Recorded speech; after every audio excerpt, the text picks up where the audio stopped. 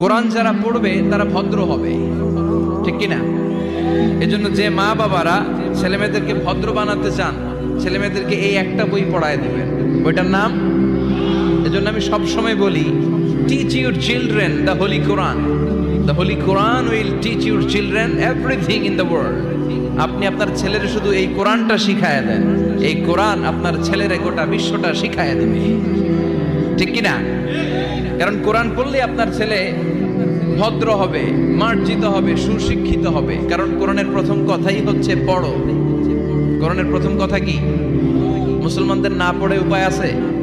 কথা বলেন। আপনার যখন মন ভালো থাকবে আপনি পড়বেন, আপনার মন খারাপ তখনও পড়বেন।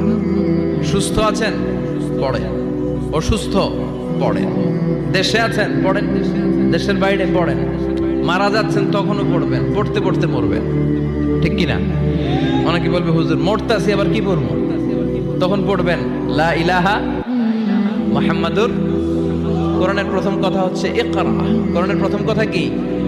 Read in the name of your Lord who has created. পড়ো তোমার প্রভুর নামে যিনি তোমায় শিখিয়েছেন। আল কোরআনের প্রথম বাণী পড়ো, আল হাদিসে নবীর কথা পড়ো।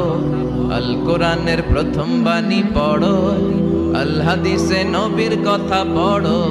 পড়ে পড়ে শেখো, শিখে শিখে তুমি তোমার নিজের জীবন গড়ো। সুবহানাল্লাহ পড়েন। পড়ে পড়ে কোরআন পড়ে পড়ে কোরআন থেকে আলো নিয়ে নিজেকে আলোকিত করে নিজের জীবন গড়তে হবে, ঠিক কিনা?